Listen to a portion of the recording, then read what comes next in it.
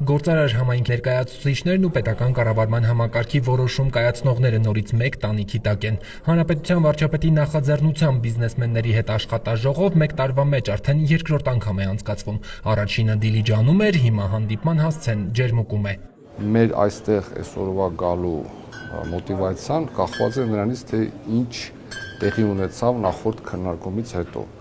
Նախորդ քննարկումից հետո բարձրացված խնդիրները հիմնական մասը լուծվեց։ Առաջին աշխատաժողովին բնականաբար բոլորս մասնակցում էինք որոշակի անորոշության մեջ, միգուցե նաև որոշակի թերահավատությամբ կամ ոչ այնքան վստահությամբ, ինչքան այսօր, որովհետև չգիտենք, թե ինչ ընթացք կտրվեն, արդյոք բարձրաձայնված հարցերին ի պատասխան գոնե փորձ կարվի, արդյոք լուծումներ տրվեն, թե ոչ, բայց այս ժամանակահատվածը ապրիլ ամսից մինչև այժմ հնարավորություն տվեց հասկանալու, որ կազմակերպվեցին որոշակի քննարկումներ, որոշ բարձրաձայնված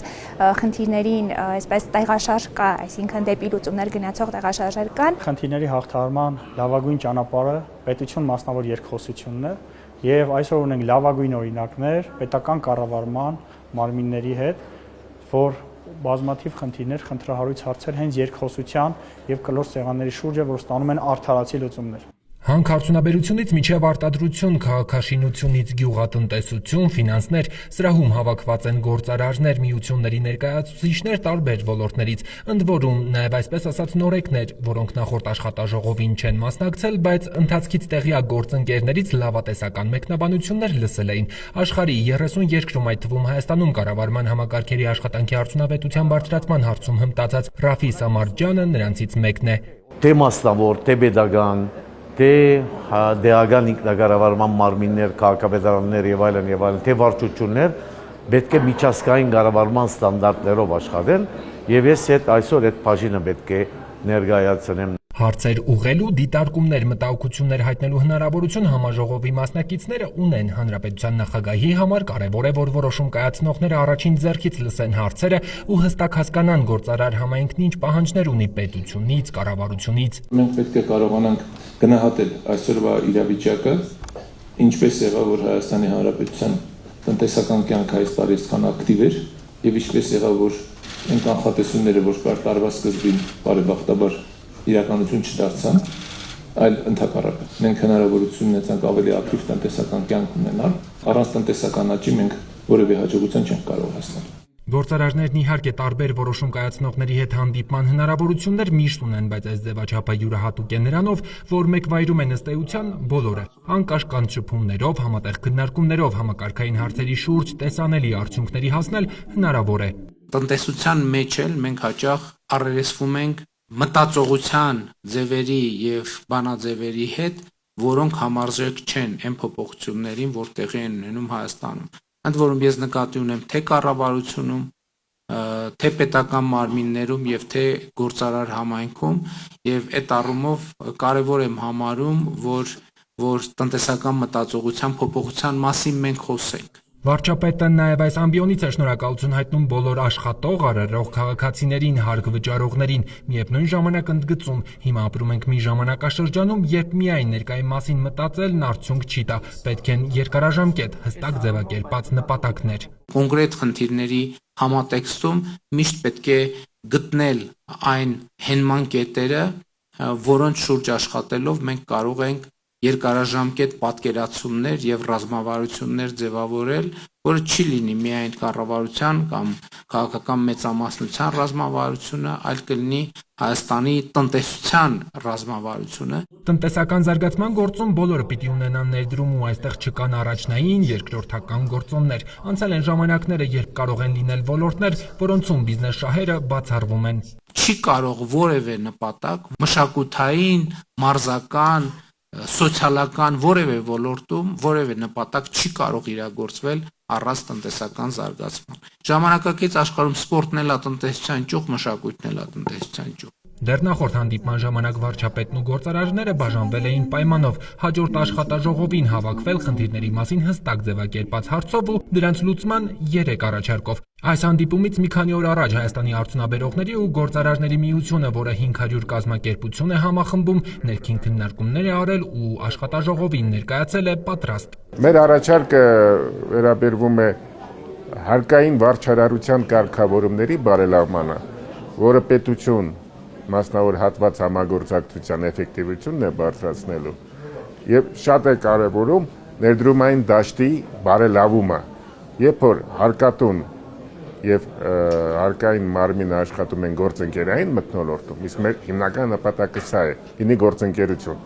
ստուգումներ, ուսումնասիրություններ, կամավոր հարկերի վճարում։ Այդ դեպքում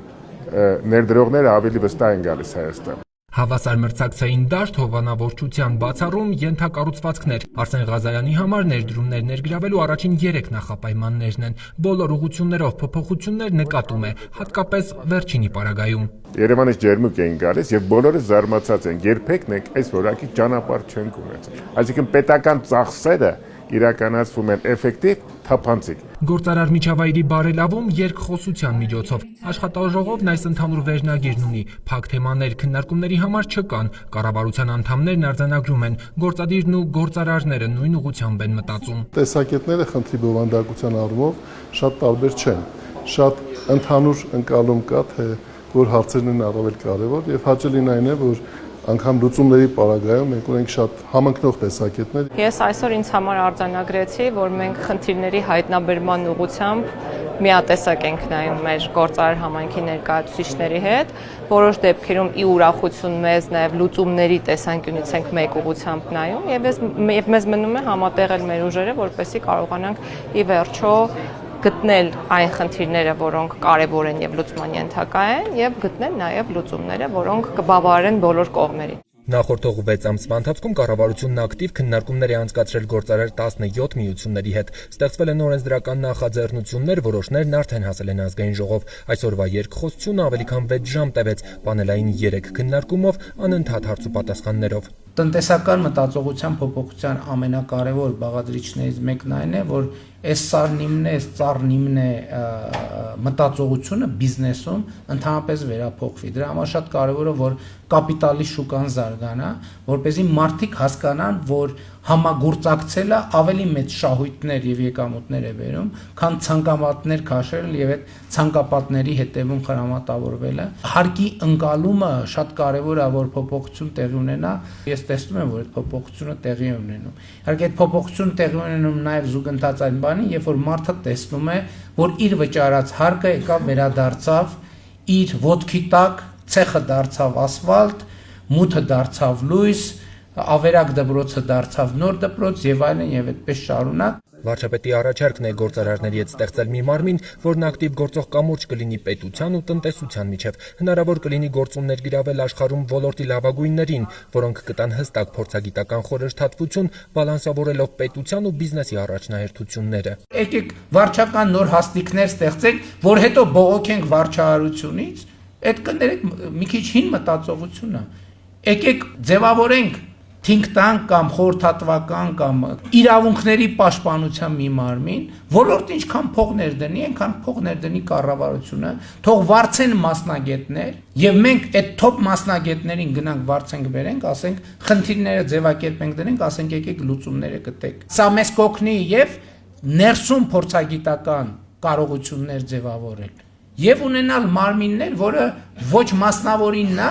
ոչ պետականինն է, որը գալիս է երկուսից էլ սնվում է հավասարաբար եւ բալանսավորված բալանսենք ուզում, դրանից ավելի լավ բալանս գոյություն ունենալ չի կարող։ Առաջին ու երկրորդ գործարար համաժողովների տարբերությունները բոլոր մասնակիցներն են նկատում, նշում դարձել է ավելի կառուցողական, արդյունավետ, կառավարությունից կսպասեն հետադարձ կապի, գործարարներից ցանկություն լինի, այս ձևաչափով հանդիպումները կշարունակվեն։